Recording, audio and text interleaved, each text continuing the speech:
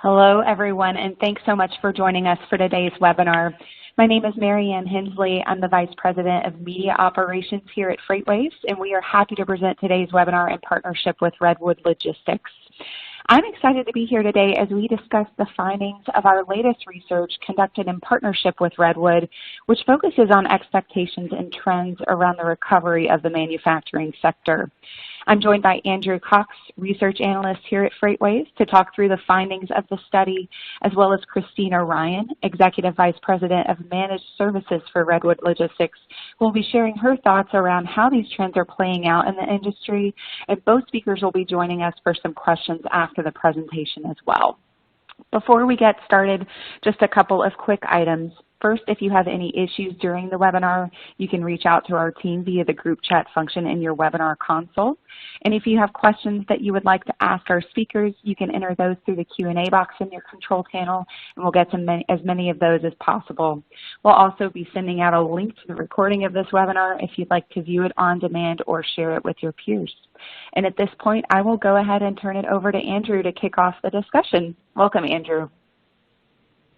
Thank you very much, Marianne, and thank you to Redwood and Christina for coming together with us on this webinar and also this paper. So let's just hop right into it. I'll go into a quick overview of what we're going to cover, and then we'll get right into it. All right, so we're going to start with a domestic manufacturing activity. We're going to talk about the expectations for going into next year. Then we're going to talk about a couple of the drivers of demand for the manufacturing industry, talk about foreign manufacturing activity expectations, and then we'll finish out with our outlook for hiring our outlook for hiring and outsourced logistics, and then we'll talk about capacity and rates to finish it up. What was our first question on the survey? We just asked them for the domestic manufacturing activity outlook over the next 12 months. So about 75% expect the next 12 months to be better than the previous 12, and about only 15% expect lower domestic activities. This is in line with some of the external research that I follow. Recently, Moody's revised its outlook for the global manufacturing industry to stable from negative based on its expectations of a strong economic recovery from the coronavirus in 2021. This is a quote from Moody's Senior Vice President David Burge. He said, "While there are still many risks and uncertainties about how the pandemic will ultimately resolve, the sector appears to have overcome the worst of the coronavirus-induced recession and is on a path to recovery." Christina, I wanted to ask you, are your manufacturing customers sharing the same optimism? Do they think that the worst is already through and nothing but up from here? Yeah, great question, Andrew. I think our clients are experiencing a very similar outlook. Some are very bullish and anticipating solid growth in 2021. Others a little bit more conservative. That variance is mostly driven by the industry sector or vertical that those clients participate in. Either way, though, I think our clients are looking towards a 2021 to be better than 2020. Yeah, you're certainly right about that. You're going to hear this as a recurring theme throughout the presentation, that while some of the manufacturing parts of the manufacturing industry are doing quite well, others are not doing so well at all. It's a case of the kind of haves and have-nots, depending on what vertical you are in. So we're going to get into some of those verticals that have been outpacing the market here in a little bit. But let's hop on to just a state of the industrial. So these are two indices available in Sonar. They are not FreightWaves data, but they're available in Sonar. So the blue line is industrial production for the entire U.S. as a whole, and the orange line is the ISM Purchasing Managers Index for the manufacturing sector. So a little bit of data on industrial production. It rose 1.1% in October. This index has recovered much of its 16.5% decline from February to April. You can see that quick drawdown, but then fairly quick recovery as well, at least to a respectable point where it is now. It's still about 5.6% below its pre-pandemic level in February. And every major group posted gains in October. The output for consumer goods rose almost 1% in the most recent month in October, after falling more than 17% between February and April. And now the index of consumer goods has rebounded quickly and was only 1.7% below its February level in October. Business equipment production also moved up 0.6% in October, but it is still 7.3% belower than it was in February. The indices for defense and space equipment, construction supplies, business supplies, and materials each advanced 1% or more in October, which is great, but they still lag behind their pre-COVID levels. Now onto the ISM, the PMI for a moment.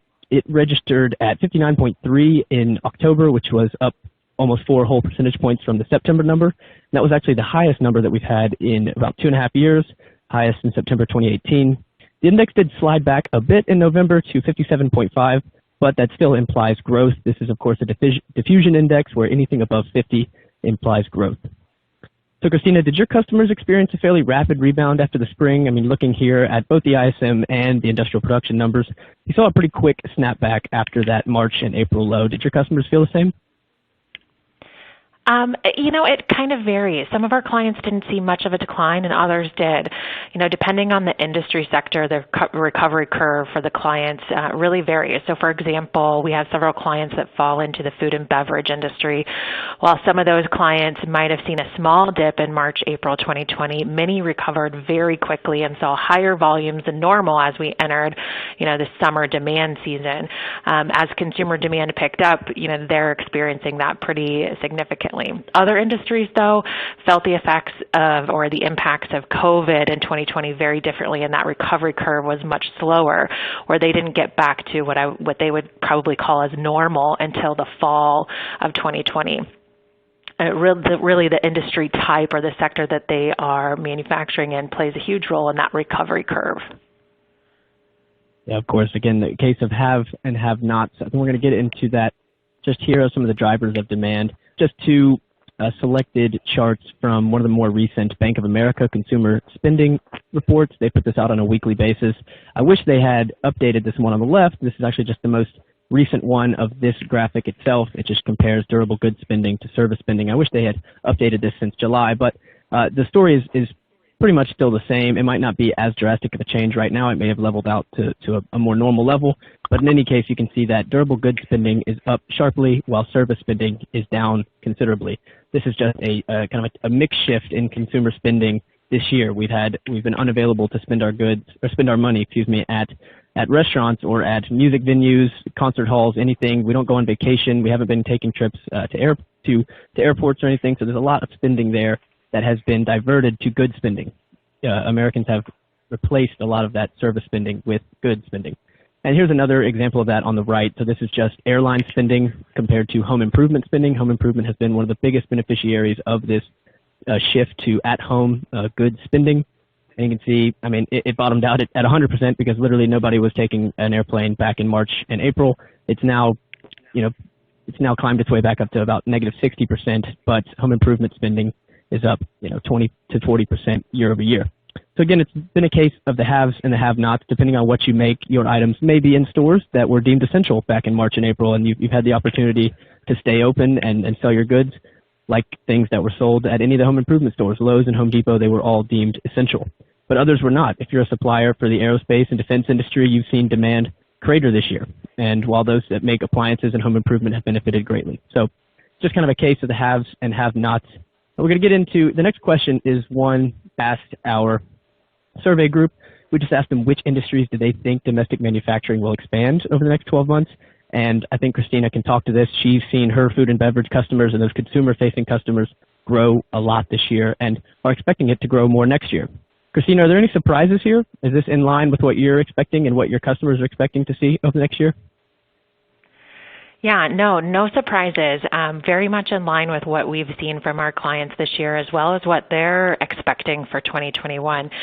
Food and beverage, consumer goods, consumer household goods really taking off in 2020. A lot of those clients had some of their best years ever this year.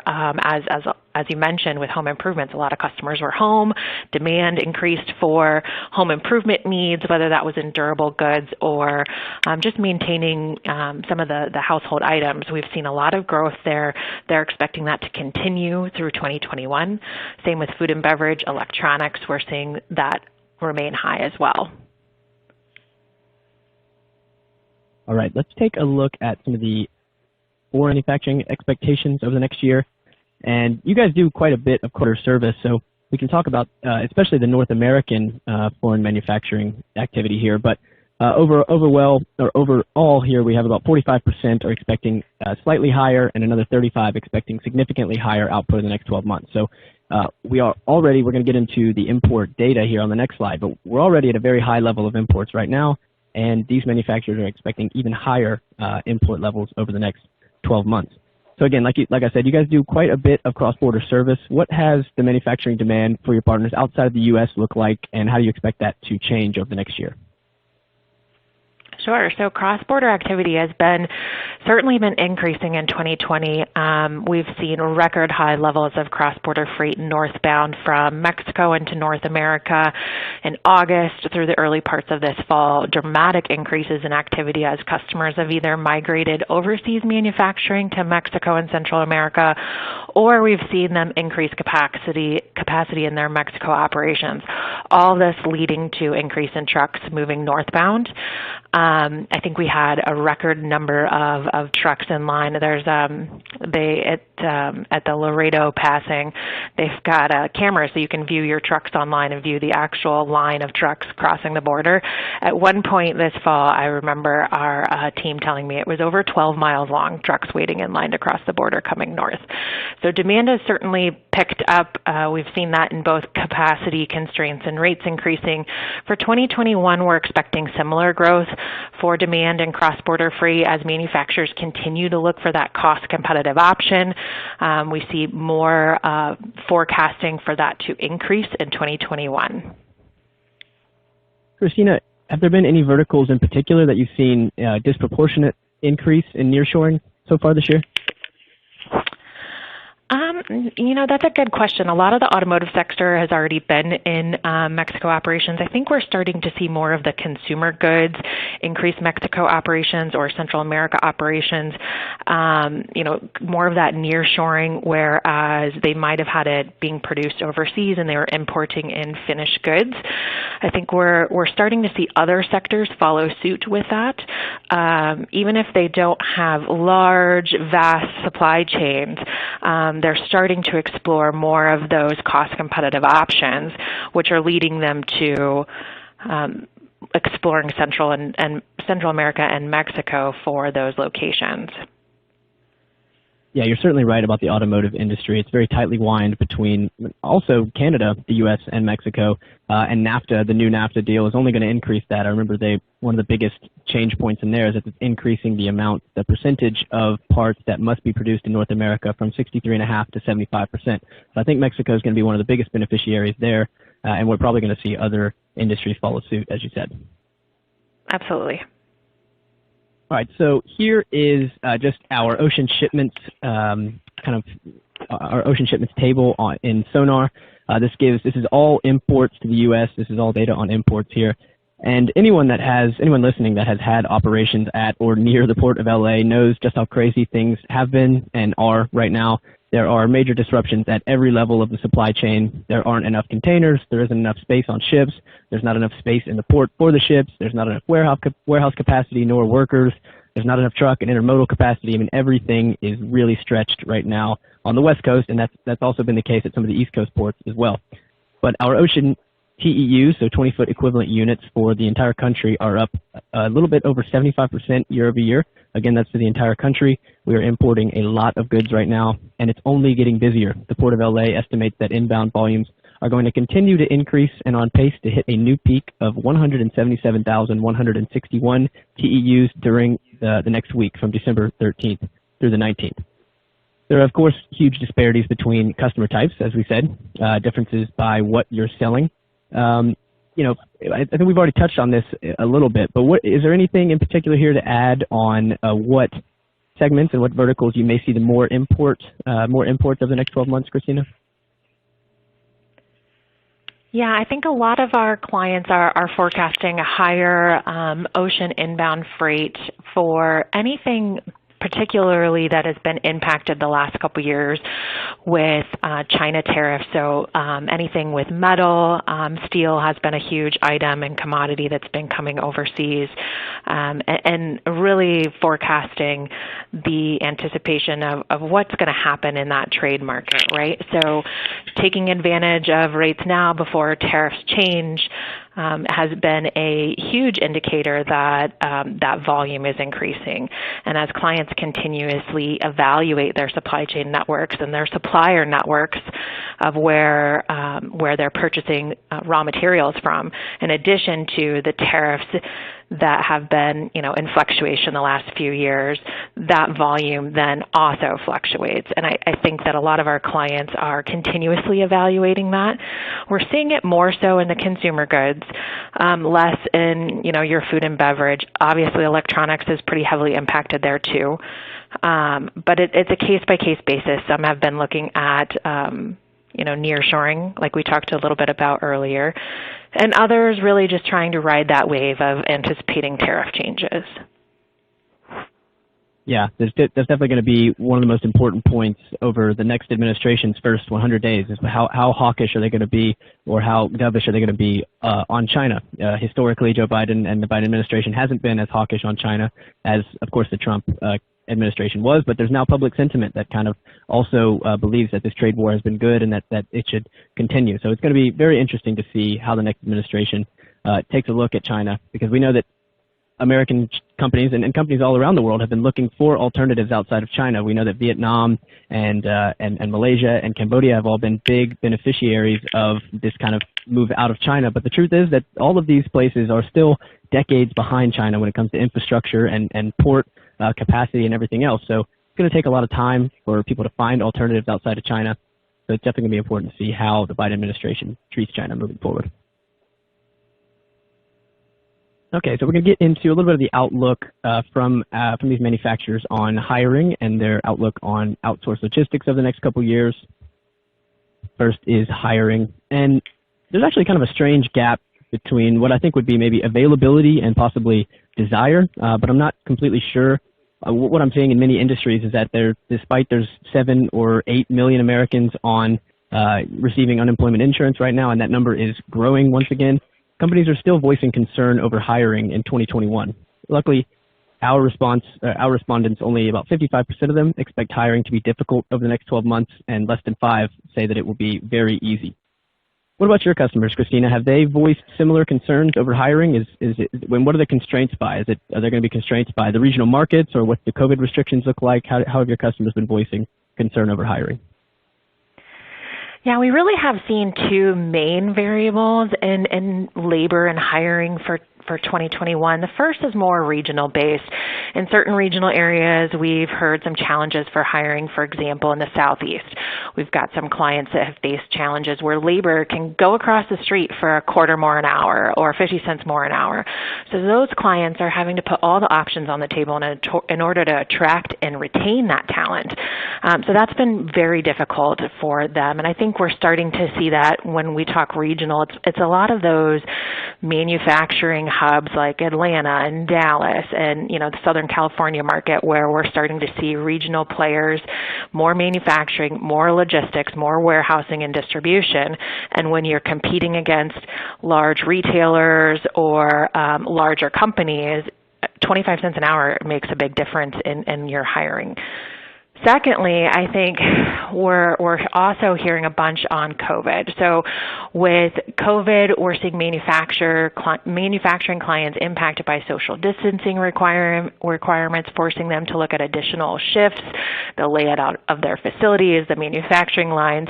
A lot of them implemented those changes in 2020 as they responded to the pandemic, but becoming creative with how their labor is staffed so that they can maintain production volumes has been the challenge leading into the back half of 2020, and I'm sure it will continue into 2021.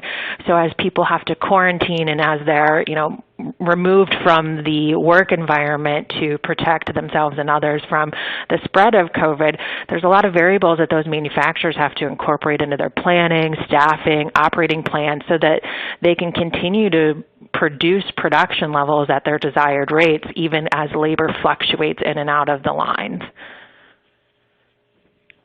Yeah, you make a good point about as retailers and manufacturers and transportation companies alike all add more logistics, more focus on e-commerce, more distribution, they all have to compete against Amazon. And Amazon has hired 2,800 people per day since July. They've added over 400,000 people this year, most of them warehouse workers. So you're right. And they can also just vote with their feet. You're definitely right when they can walk across the street and get more pay. You're seeing the same thing with driver inflation right now. You're seeing a lot of wage inflation with drivers. Everybody's having to raise their wages because drivers will just jump ship and work for the next carrier. So those are certainly two important points that they're probably going to have to pay more, and it's going to be difficult to attract and retain the right talent over the next couple of years. It's going to be very difficult. So here is, we've been asking this question over the last few months just to see, try to gauge whether we believe that that shippers are thinking more about outsourcing logistics, especially as COVID has strained supply chains and made everything more difficult. And the results have been pretty much the same throughout the year. It's been about 50% are expecting to increase their use of 3PLs and outsourced logistics over the next couple of years, and about 50%, roughly 40% say they about the same.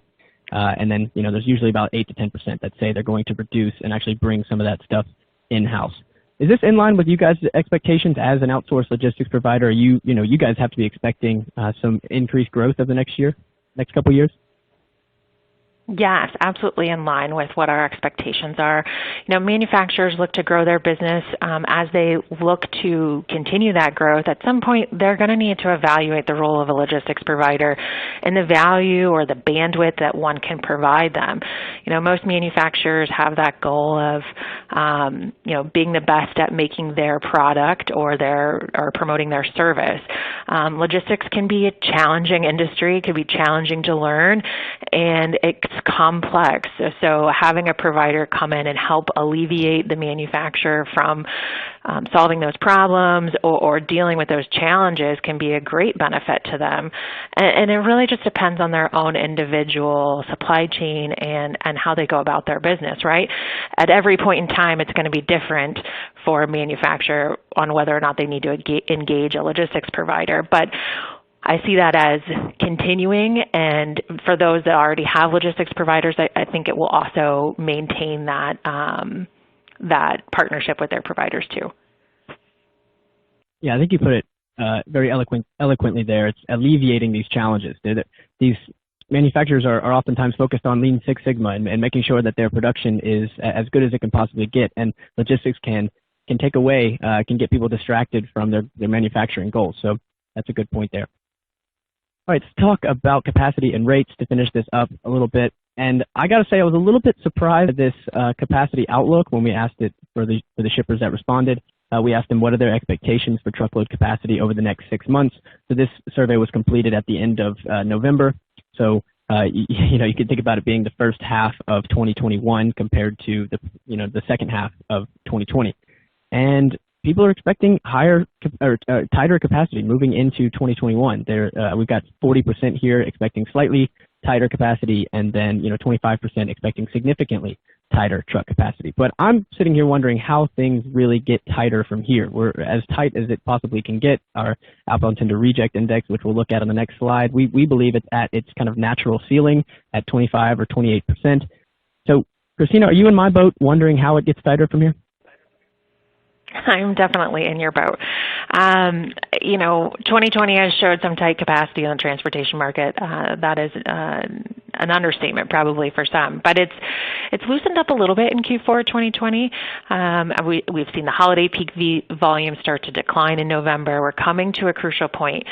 Typically, the first 4 to 6 weeks of the new year will help set the tone for what we see in the remainder of the year. So while we all hope that the 2021 market softens, rates go down, we have plenty of capacity. If 2020 has shown us anything, it's that, there's always going to be something out there that you didn't plan for. And it's shown us some dramatic fluctuations. And so I think we should also expect 2021 could do the same. While the world is still working to get a vaccine and to help stabilize things, the transportation market will continue to support all of the industries out there, and capacity will also be a variable that will play out too. So it's certainly tough to see or foresee what it will look like in the future, but we'll need to continue monitoring volumes weekly and leveraging our indexes and really staying close to our partners and our carriers so that we can maintain that capacity and keep our partnerships in place for 2021. Yeah, you're certainly right about chaos. This entire year has been chaotic. Chaos has become the new norm in my mind, and that's what's been so impressive about the logistics industry as a whole. The way that we as a group have been able to handle the disruptions and the chaos and make sure that the goods still get delivered on time and and everybody has their ability to spend their money and get their stuff. It's actually remarkable what this industry, the resiliency this industry has shown so far this year. Let's look at the outbound tender reject index. We can kind of we'll give a little year in review of capacity and then kind of give a forward look. We just spoke about it a moment there, but we'll give some more forward looking into this. So the blue line is our 2020 outbound tender reject index. And for anybody that hasn't seen the outbound tender reject index, this is one of our bellwether indices. It is a relative capacity index. It gives the carrier's willingness to accept contracted tenders electronically tenders at contracted rates. So what a value of 27.93 represents on the blue line is that roughly 28 out of every 100 electronically tendered loads is being rejected at contracted rates right now. So that tells you that carriers are either not able to cover freight or are purposely rejecting freight in favor of testing the spot markets for higher rates. We know that spot market rates are incredible right now. I think the truckstop.com rate is over $3 a mile on the national average. So just to give a little bit of a year in review, so that first blue spike you see back in March, that was during that panic buying, almost panic consumer hoarding that we saw. That was, think back to when we had no toilet paper on the shelves, and then all of a sudden we had no pasta and no beans and then no meat. People were hoarding and buying weeks and weeks worth of stuff at one time, but there was a massive surge in tenders. We saw an outbound tender volume index surge about 30% in the course of 3 weeks there, but then things fell off a cliff. The economy went into shutdown. We had quarantines all over the country, and volumes and capacity quickly retreated to very low levels. But since then, we've had the economy has opened up. We've talked about this throughout the show, that the freight demand has been quite strong due to the replacement of service spending with goods, and capacity has been tight. We went through a period of cleansing over the past 18 months prior to 2020, where we had a lot of people either leave the market through bankruptcy or drivers leaving because of poor rates. In any case, we do believe there was a strong amount of capacity that was completely cleansed, and we're in a good position moving into 2020.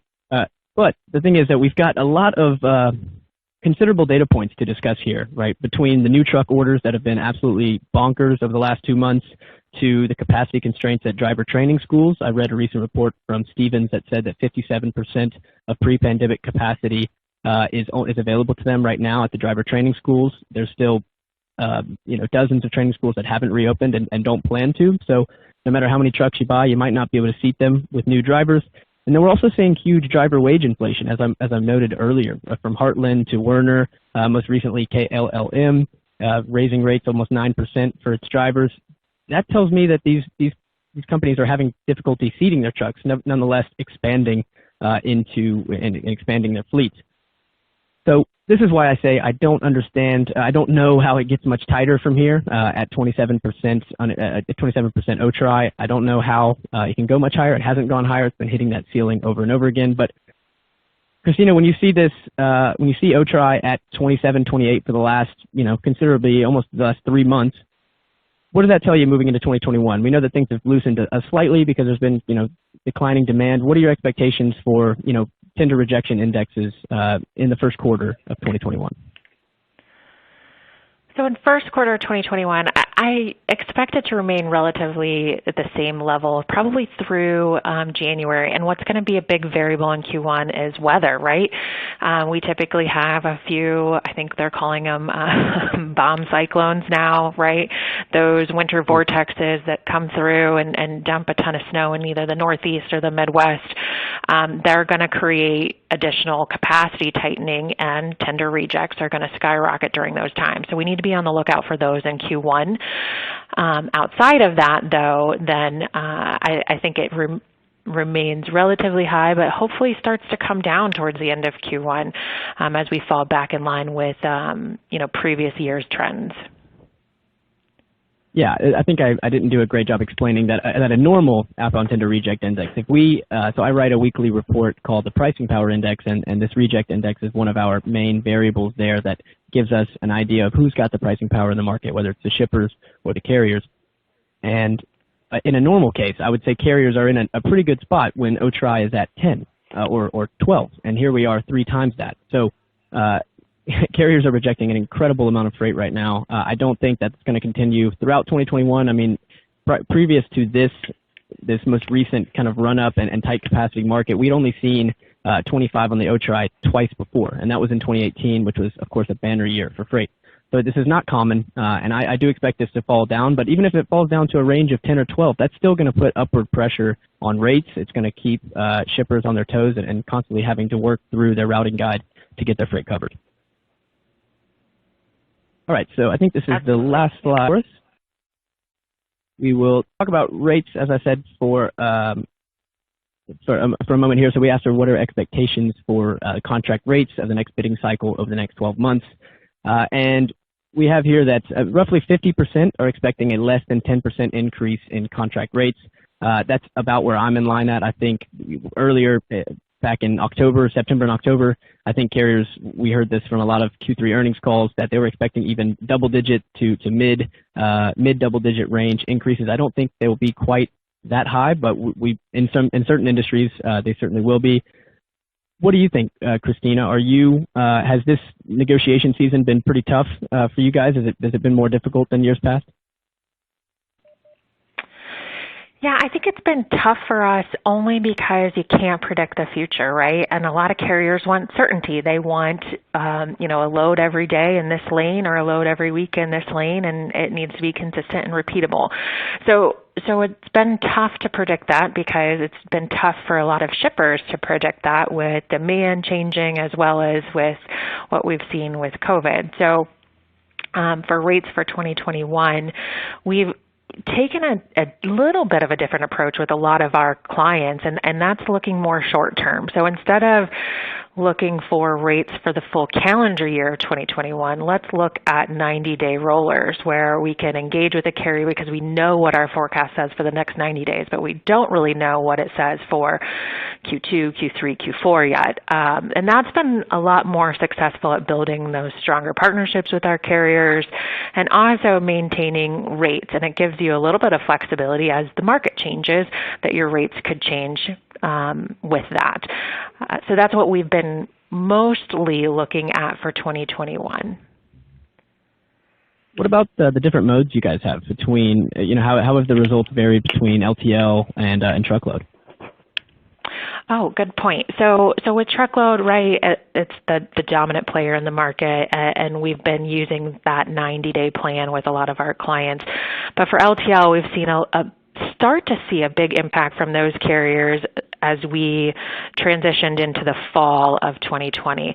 So as carriers were impacted by COVID, not only the LTL community and the driver shortage that was happening along with that, we saw a bigger constraint with LTL carriers just trying to get freight through their networks, right? And that's increasing costs for them, which they plan to pass on to customers. And they're also using this as an opportunity to really look for ideal freight, right? So shippers that have nice, heavy, compact freight, they want that. Shippers that have overlength, big, long objects and that are light and difficult to ship, those shippers are going to see increases a little bit higher than the average. Carriers are looking to they're using what they've seen in the last 9 months to really take an opportunity and say, are we making revenue on this customer? And if not, we're looking at general rate increases that could get us whole again. Or some of them even looking at dropping shippers altogether to chase that attractive freight. So we have seen some aggressive plays by carriers in the LTL community the last few months, and I would foresee that continuing into 2021, assuming all things stay the same, right? Right. All right, aggressive carriers. I don't hate to hear that. Mary Ann, I think we are about open for Q&A if you want to take us over. Absolutely, and thank you both so much, Andrew and Christina, for sharing your insights and walking us through that. At this point, as Andrew mentioned, we would like to take some time for questions, so we'll go ahead and dive in. First, Christina, do you anticipate manufacturers shifting away from traditional B2B business models to B2C models? And if so, what factors will contribute to that shift? Great question. I don't know that we'll see a shift away completely from business to consumer. I think that there is a growing trend of business to consumer as a lot of consumers were at stay at home and kind of quarantining themselves for the last 9 months. A lot of people have really gone to that business consumer model for a lot of household goods, right? So they're getting things shipped to them via parcel or small pack. They're using Amazon to get groceries. We're seeing a shift there, but will it completely replace business to business? I don't think so. I think that's going to be pretty tough to do. But I do see a lot of manufacturers looking more at that business to consumer channel, e-commerce. How do they get to the consumer quicker, faster, and more economical in that parcel market? So we're seeing a lot of businesses, manufacturers, shippers entertain that supply chain process. How are they handling it? What could they be doing differently to better support the business to consumer model? So I would expect some influxes into that supply chain area and parcel management and how manufacturers can be more efficient there. But I think business to business will always remain. People still want to walk into a brick and mortar store and shop and go see something. So I think that's always going to be out there for a period of time. But business to consumer, definitely picking up some volume there. If I could add just one thing, I would just note that there are some examples of companies do this, and I think the ones that are consumer-facing manufacturers are much more likely to open up these channels. And I think it's a good point that the direct-to-consumer channel, I think, is one I will see manufacturers start to embrace more as not their only option, but as a secondary option, just to get more channels open. For example, I saw Hasbro very recently partnered with Shopify to build their website and to use them for direct-to-consumer. So seeing companies like that doing more direct-to-consumer, I could definitely see that happening in 2021. Absolutely, and thank you both. Next question, what does post-pandemic planning look like for manufacturers in 2021? Christina, you want to start there? Sure. I think everybody is probably eagerly trying to post-plan or plan a post-pandemic outlook. But there's still a lot of uncertainty and a lot of questions out there. I think we're just now starting to realize a vaccine is imminent and it will come, but it's going to take a little while. We're not going to have it ready for the masses in January. It'll probably be a few months after that before we can start to see that across the U.S. So I think there's still a level of unpredictability that they need to incorporate into forecasts and planning, whether it's your S&OP processes or just demand planning with consumers, right? We've got our trends that we've saw in 2020. We're probably going to take a few of those and continue adopting that. But then what do you expect from the unexpected, and how do you incorporate that into your supply chain processes or your operations planning? I think there's a lot of brainstorming happening with our clients on how do we plan for this? How do we predict that? And while none of us have a crystal ball, it's really collaborating with our clients and, sharing knowledge, sharing leadership examples of even if other customers of ours have done something remarkable, being able to collaborate and share their story across the board has been helpful for a lot. So just opening up the dialogue and having conversations and trying to think beyond just what we've done in the past will really help clients in 2021. Yeah, if I could just add one thing, I think you made a good point about the vaccine and how it likely will be sometime in Q2 or Q3 before we get even a decent amount of Americans vaccinated. So it's really not how quickly the vaccine gets here, but how quickly the vaccine will change consumer behavior and how quickly it will give consumers confidence to go out and spend money on services, go on vacation, get on airplanes, and so on and so forth. So the one thing I would say is just if you're trying to plan and if you're doing real-time adjustments to your planning, look to some of the alternative data sources to get some insights into how the consumer is reacting to the vaccine. Two in particular that I'll point out is one is foot traffic data from Placer AI. They do an incredible job breaking down foot traffic by industry and by actual store. So I would check out Placer AI for foot traffic data. And then the second is the TSA checkpoint data. You can see week to week how many passengers are getting on getting on airplanes, going through TSA checkpoints. So that can give you a good gauge of how how willing consumers are to go out and travel, spend money out again. So just look to alternative data sources, and you're going to have to find things that you don't typically look at in a changing environment like this one. Absolutely. Thank you both. Great points. And next question, Christina, will manufacturers approach ERPs differently in 2021? And will we see more application adoption on top of their ERP system? A good question. I think for some of the smaller manufacturers that didn't have a widely used ERP or were using more archaic methods in 2020, the pandemic really caught them off guard, right? So being able to work from home and access your ERP, access your data, your visibility, I think that has really shown a spotlight on how we need more visibility and more data and to plan more effectively, right? So we're seeing ERPs still a need for that. We're still seeing many businesses post ERP RFPs looking to procure a new platform, help gain visibility to their disparate systems. So I see that trend staying the same, if not increasing slightly as we continue to move forward. And then application adoption on top of their ERP systems. The beauty about ERPs is they help you do what you do, but in reality, there's also a need for other ancillary things outside of your ERP. So I do think there's an increasing need for other applications out there to connect to ERP systems to provide you even more visibility than what you've had in the past. As supply chains grow, they get more complex, there's more data, there's more partners and vendors and suppliers that you have to connect to. And so we're seeing a lot of our clients trend towards, help me fix this, help me get visibility. How do we gain access to this? And so I see that continuing in 2021 as well. All right, excellent. And next question for you. Will Internet of Things or IoT become more common in the manufacturing space? And how will companies view data and visibility? I think it does become more common in the manufacturing space. I think if 2020 has proven anything, it's that we need to be more versatile and more flexible in how we do things. So viewing data and having visibility to data is crucial to really understand not only how you're performing, but where your opportunities at. How can you grow? How can you fix a gap or improve efficiencies?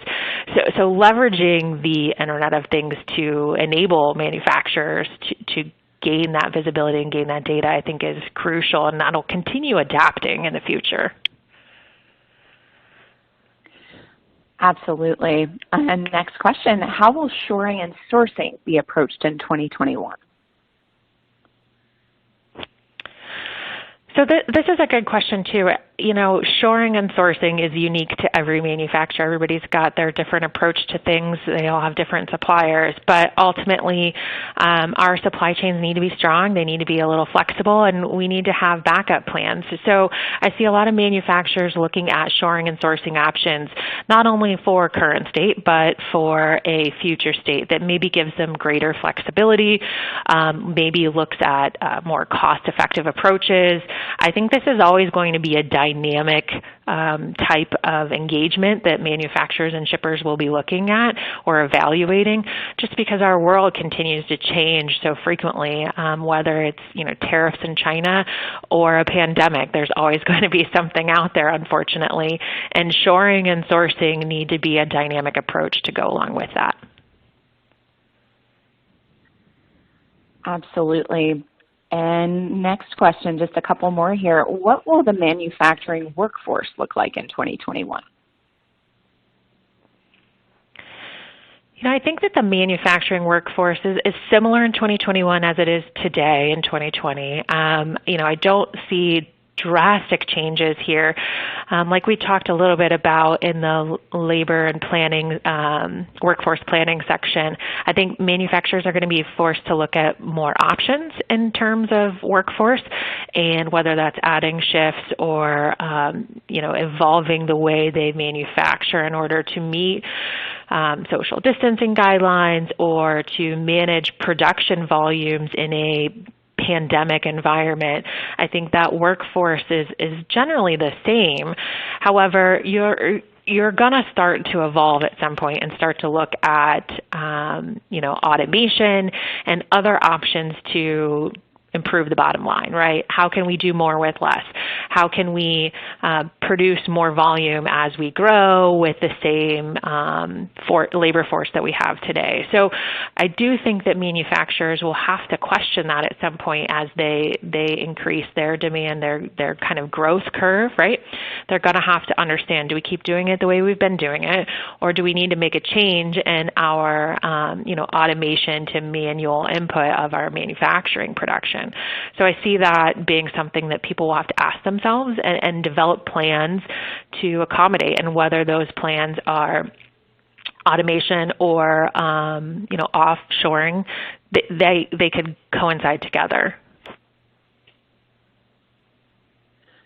All right, great, thank you. And last question for you. How can logistics partners best be leveraged by manufacturers with respect to the movement of their goods? Oh, good question. I think that logistics partners, I might be slightly skewed in this, want to be considered partners, right? So a manufacturer, really what would help them gain the most from a logistics partner is by finding one that fits your common goals, your common values that you can work well with, but also finding one that you can really depend on to grow your supply chain, to find continual improvement, to add value to you and your organization so that you can truly become partners in the sense that you're working together to accomplish your goals. I think that is it changes the dynamics. Nobody wants to be a vendor or a supplier. They want to be a partner, right? And in order to be a partner for these manufacturers, it's being able to understand their business, understand how they operate, what their industry segment is, and how it is either growing or what it's being challenged with. And then that logistics partner works hand in hand with them to solve problems, to overcome challenges in the logistics space, and even help the manufacturer grow their business. I think all of those things will be really remarkable for manufacturers if they can take advantage of that. Perfect. Well, thank you, everyone. That is all that we have for today. So we appreciate you all for taking the time to listen in. Thank you to our friends at Redwood for partnering with us on today's webinar. And of course, thank you to Andrew and Christina for being here with us today and sharing your insights. We'll be releasing the full white paper based on this study in the coming weeks, so stay tuned for the notification when that becomes available. We appreciate you being here and hope you'll join us again next time.